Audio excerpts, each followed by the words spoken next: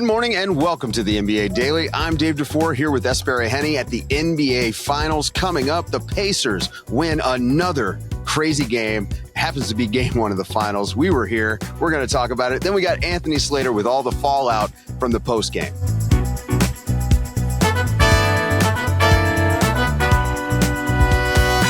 Here we are. We're sitting in the stands right after game one. Tyrese Haliburton hits the game winner. The Pacers lead this game for 0.3 seconds. Once again, the Pacers pull off another miracle comeback. Yep. Tyrese Haliburton hits another heroic shot.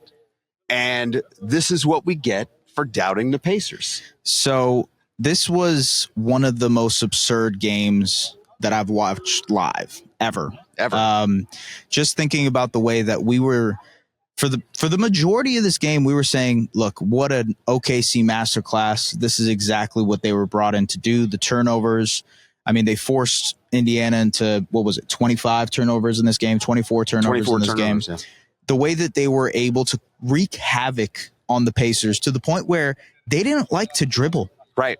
They didn't want to drive. There was a point in the second quarter where they were just throwing the ball around the perimeter. Yep. And, maybe they'd get to the elbow free throw line extended, but they were not getting into the paint. They only had 9 paint shots. It's funny because maybe that ended up being a benefit because the shot making from the Pacers side in the second half was awesome. It's like, all right, we can't drive. We can't dribble around this team. We're not going to create some sort of mismatch in the post against them. But we're going to shoot the lights out. We're going to get the ball up. And that's kind of been the story for the Pacers this entire playoff run. They finished this game 18 of 39 from 3, and that was the thing that kept them in it when they were not getting shots up. The thing is, they lose the shot battle by 16 shots, 98 shots for the Thunder, 82 shots for the Pacers. That is a math problem that typically teams don't win. But when you shoot 46% from 3, and they hold the Thunder to 39.8% shooting, so below 40% shooting. I mean, this was a recipe for disaster to a certain degree with the Thunder. But the truth is that the crux of this game, 24 turnovers for the Pacers. Yep. 11 points off turnovers for the Thunder. And that is, Thunder basketball is about scoring off those turnovers. That's one part, OKC not being able to capitalize because they just didn't shoot the ball well. Right. But that's also another thing to credit Indiana for, because I think outside of the shot making from 3, which OKC did a decent job. They shot 37% from 3. They did what they could. Sure. They did not shoot well inside. They shot 40% in the paint, 40% on twos. And for a team like that is led by SGA, one of the best mid-range scorers in the league, for them to be as bad as they were on 2-point shots really impacted this game, especially in the fourth quarter when things got tight. Yeah. OKC's offense was, all right, we're hoping Lou Dort is going to end up knocking down a shot. Lou, by the way, was incredible in that first half. Felt like he was going to be the MVP of this game. But it flipped because OKC got tight in the fourth quarter. And you know what this reminded me of? Game 1 versus Denver. Game 1. Exactly how it played out, where we said, look, how is Indiana only down 6? How is Indiana only down 9? How are they only down 12? And they kept chipping away. And this is just a testament to the type of team the Pacers are, and also the competition that the Pacers are for the Thunder now. Yeah. Obi Toppin was huge off the bench for the Pacers. 5 of 8 from 3, 6 of 9 overall, 17 points in the game. That's 6 Pacers in double digits. Right.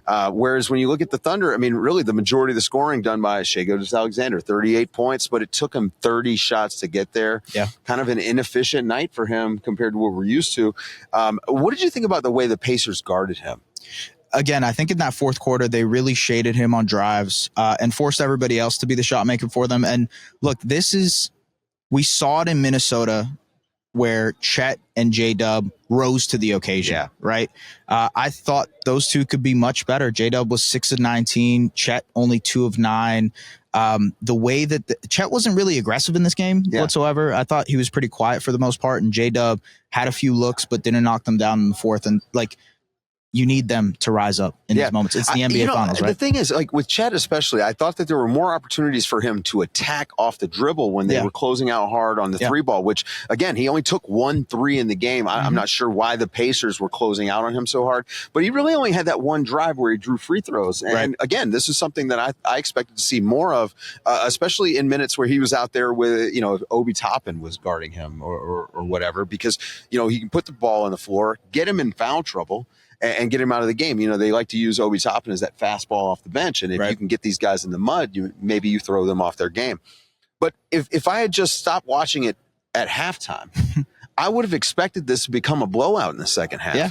So the difference in the second half is that the Pacers stopped turning the ball over, and they continued to defend the Thunder at a high level. I mean, especially around the basket. Myles Turner is going to be a guy that's probably overlooked. Unsung hero in this game. Absolutely. 15 points, 9 rebounds, had 3 blocks, but I would argue his defense in the paint and activity and effort around the rim really just made it tough on the Thunder. Yeah, he was, especially in that fourth quarter, he had 2 timely blocks or contests at the rim where OKC could have extended their lead to 15 or to 16, and it ended up being Turner gets a stop, Indiana gets out and running. And I think that was off of the one where they actually got the Nesmith 3. Yeah. And look, Turner also ended up with some huge rebounds in this game. And I think that's one of the things we've always talked about with Myles Turner. It's like, hey, can he be the guy who's going to close out defensive possessions for them with rebounds? He was huge. I mean, look, Aaron Nesmith, 12 rebounds in this game. Myles Turner, 10. Haliburton ended up with 10. Yeah. I mean, Pascal Siakam had 4 offensive rebounds, including that huge one at the end, the putback and one. I mean, this is again, the Pacers, they find a way. They're so scrappy. They find a way to stay in these games. And the thing is, like, when you see a 15-point lead, like in the fourth quarter, that's not what we typically think of staying in a game. Yeah. But for this Pacers team, it's almost like, we got you right where we want you. I do wonder, obviously, one of the major talking points before the game was OKC went small. They started Casey Wallace out the gate. I wonder if that was sort of playing into what Indiana likes to do, which is play small. And granted, OKC can play small with the best of them. They are so good. We talked about it ad nauseum on the previews of like, all right, cool, you can go Caruso at the 4, J-Dub at the 5, and they did that in this game. They wanted to do that. It seemed like that was a part of their game plan. We want to get to that small ball lineup. But even like Turner can play in small ball units because of the way that he spaces the floor, because of the way that he protects the paint, and also the Pacers can go small with Siakam and Toppin and still feel comfortable with the amount of size they have. Which is how they close this game. And I was worried in real time. I was actually nervous that it was a mistake to go away from Turner.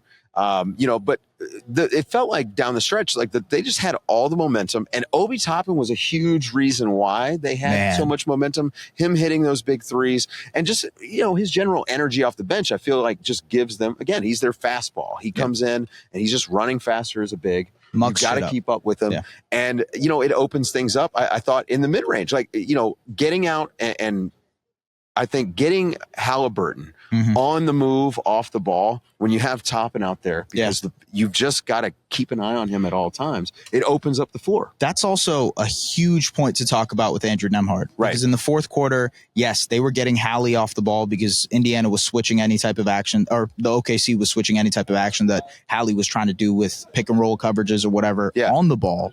But off the ball, Hallie was moving, but it was about trying to get him off the catch. And you saw that in the game winner where they kind of got him off movement and it gave him a little bit of an opening to hit that mid-range shot.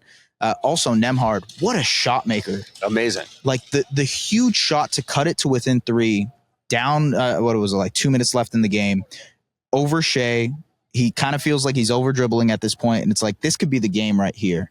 And it was just such a deciding bucket because that's what really gave life to Indiana's comeback. It was, it kind of felt like those Nesmith threes where in game 1 against New York, where you're like, okay, that second one's interesting. The third one's cool. The fourth one's nice. But that fifth one where he hits it and you're like, okay, this thing is happening right now. That Nembhard 3 felt exactly like that.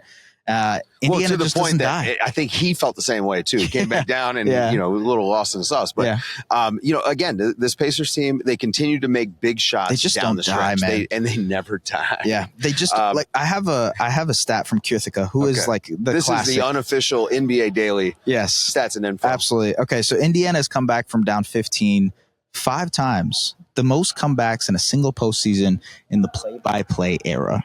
That's just amazing. It's unheard of. It's just what they do. It's a weird thing to say that our identity is coming back. But I actually think their identity is that they don't stop fighting. Right. And that's allows them to come back. They believe they're in every single game. And on the other hand, for the Thunder, it felt like their offense just sort of petered out. You didn't see as much ball movement. They were settling, I thought, for some shots.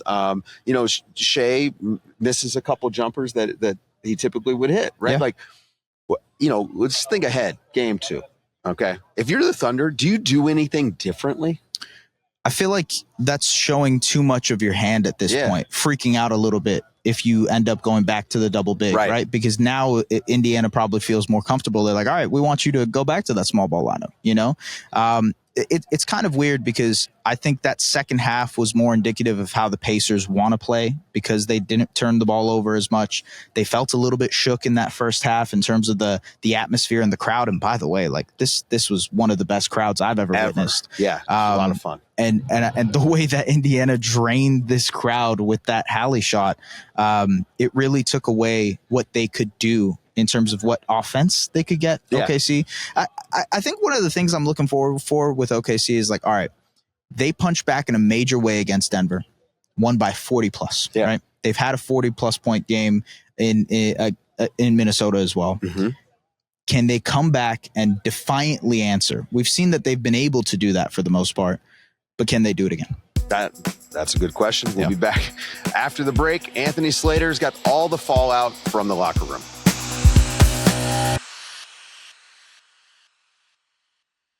Anthony Slater is a jack of all trades at The Athletic. We get him out here to OKC to pinch hit and cover the finals. Crazy game. Yes. Unbelievable turn of events to watch the Pacers just throw the ball all over the gym and somehow leave with a win. You've seen a lot of basketball. Is this one of the craziest games you've ever seen? They led for 0.3. It's amazing. The whole game. The most important 0.3 of the game. Yeah. It's probably top 20 of like craziest games, but the fact that it was game 1 of the finals, the fact that they were massive underdogs, the fact that the entire game it looked like the series we thought it was going to look like in a lot of ways, and then it completely flips that quickly, and then you add in the backdrop of what has happened in these playoffs with the Pacers, so there was almost like a fearful nature of like, man, what if it is late? What if it is in Tyrese Haliburton's hands? And the interesting thing is like Haliburton wasn't that good in the game, and he hasn't like in the games he's had these like career defining moments, shots. Like he doesn't like Nembhard was the star of game 1 in New York, right? And so Haliburton hits a shot that bounces to the roof. That was probably crazier, right? I think if and the Nesmith game is nuts in game 1. I'm thinking about the Haliburton game versus Milwaukee where he hit that layup. That was obviously huge. And then the Cavs game where Haliburton kind of brings them back against winner. Yeah. Hit the game winner. So is that for all 4 series he has like 3 he has like straight up, and I guess tonight's not a buzzer beater because it's 0.3, but essentially is. Yeah. And then the layup, how much time was left on the layup? That was like 2 seconds left. Yeah. That was like the worst of his game winners in these playoffs, which is crazy. And then, obviously I'm kind of covering more of the Thunder side of this thing. Mm-hmm. They had a game 1 collapse in these playoffs too. Yeah. To Denver. And I don't know how much of those ghosts were kind of spooking them tonight. They were kind of adamant prior to game 1 that their issues in game 1 against Denver weren't about the long layoff, right? And that they just had some clock management issues. Obviously, remember the foul up 3 situations. And this wasn't as much of like a strategic choke job, I would say. But it's still a choke job, and it's still game 1, and you now have to beat them 5 times in the series. And I think Denver is the best opponent they've faced in these playoffs. Yeah. But also, I think part of the reason that Denver series went 7 and they were on the brink was because they had to beat them 5 times. Yeah. And they now have to beat the Pacers 5 times. What do you think it is about OKC that, like, in these type of situations, like in the fourth, that kind of gets, I don't know, grind ball-y might be the way to word it? Because as historically dominant as they are, I don't think their offense is like outrageously. It's not dynamic in a special way. Yeah. No, I mean, like, Shai was great tonight, statistically 38, but I think it was like 30 shots. Yeah, 14 of 30. Yeah. By the way, I mean, he missed a shot with 10 seconds left. Everyone will remember the Haliburton one. If he hits his 12-footer, they're at least protected for the tie going into that last situation.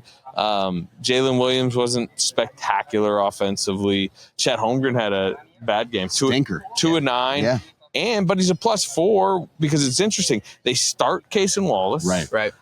Which was, it's a curious move for an overwhelming favorite who has started one way the entire playoffs to go to a different starting lineup in game one. You think they should change it again?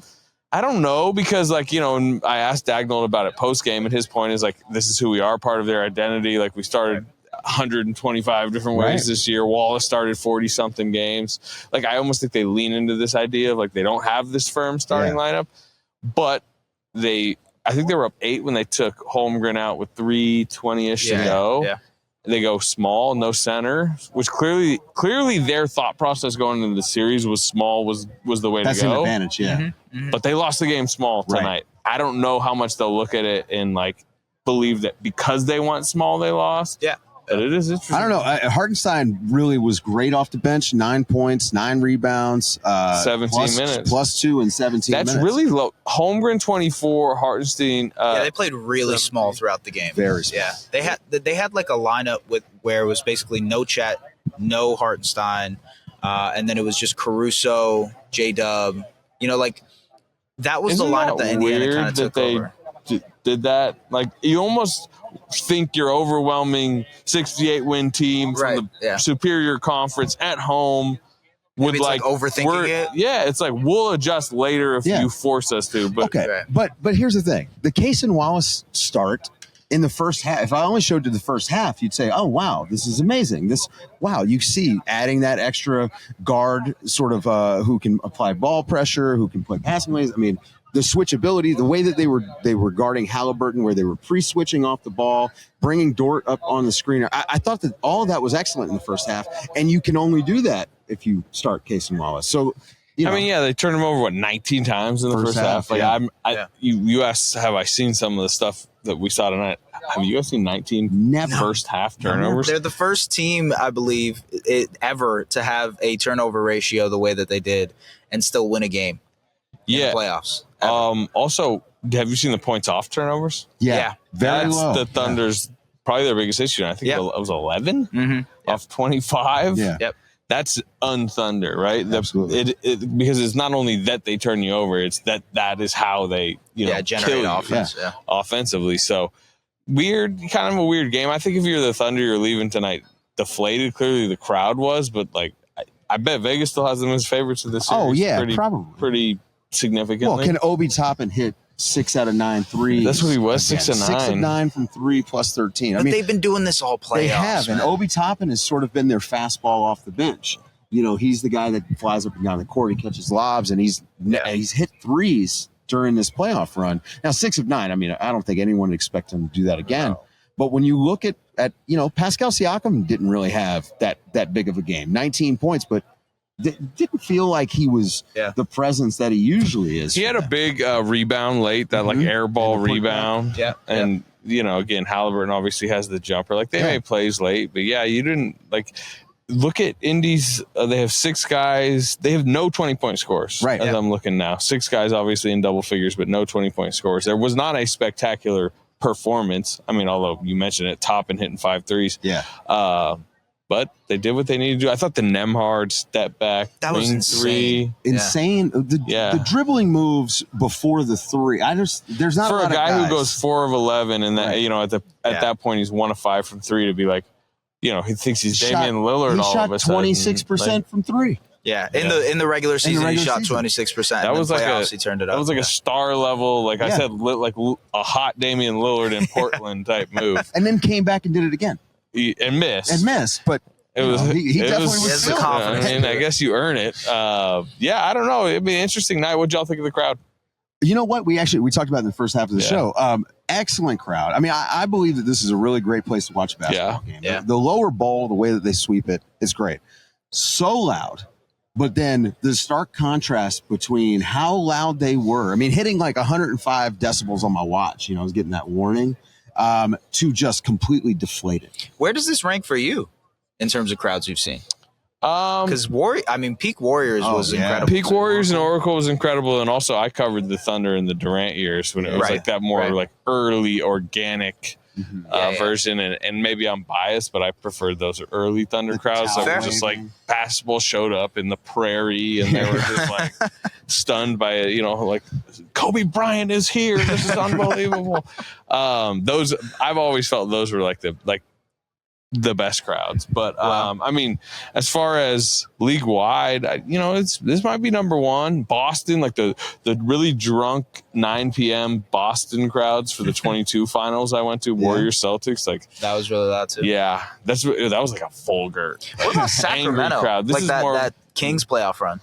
Yeah, I mean, it was one round, which is crazy, but for the Kings, that was that's their. But the cowbells kind of ruined it. I will say this: Game 1 of that series was unbelievable because it was this playoff drought for 16 years, and like that was such a cathartic moment for that whole fan base. Where I think like Game 2, Game 5, like those were more normal, like good playoff crowds. One was like one of the games I will remember the most. Right. All right, so we got a couple of days before Game 2. What is going to be on your mind for the next couple of days, like when you're thinking about the series? Yeah, how much do the Thunder react, overreact, whatever, to what we were talking about earlier? Like, do they go back double big? But then are you like, are they panicking? Are they like it would feel like they're probably going to rewatch this tape, still believe they're definitely the better team. Yeah. Maybe throw Wallace out there because whatever they thought about this series prior, they probably still kind of think about it. Like, is it a small series? Like, maybe. I would say it is a small series, but does your prediction change now that Indy's? I would have said Thunder in 5 prior to tonight. I'll probably say Thunder in 6 now. Okay, so it gets bumped a game. But like once a series shifts from a 5 to a 6 gamer, it's a lot more tense. Yeah. Well, the series is officially started now because they lost Game 1. So we are not. Are we worried about the Thunder getting swept? My God! I will say this: this sets it up to be a much more compelling series. Yeah. Yes. Because if the Thunder win tonight, you're going into 2. Like, man, if they just roll through, everyone will at that point start talking about a sweep, a 5-game, or whatever. Right. Now you have the underdog up 1-0, which means you have a tense Game 2 at home. Yep. Then you have a 1-1 Game 3 in Indy, which is those 1-1s where you go, and that Indy crowd. Even if they lose, they could lose by 40, and they might, right? Denver did after they beat the Thunder Game 1. That Indy crowd is still going to be like 1-1. They're going to be juiced up. Yeah. And then even if the Thunder went in and won that Game 3, you still have the 2-1. The road team has an ability to tie it 2-2. So this pretty much guarantees the next 3 games are compelling to some degree entering the game. So it's probably good for the league. I would say this was a very good result for the great basketball game, by the way. Yeah. Anything else before we close out Game 1? The Indiana Pacers are blessed by the basketball gods. That's the only thing I would say. All right. I'm leaving with that. It's a bonus for Haliburton trade. That's it. Well, Paul George, really the key to the whole finals right here. That's going to do it for the show, folks. Thank you guys for listening. Let us know in the comments on YouTube. Is it going to go 7? I don't know. Do the Pacers have a shot? Let us know. For Anthony Slater and Es Baraheni, I'm Dave DuFour, and this has been the NBA Daily. Thanks for waking up with us.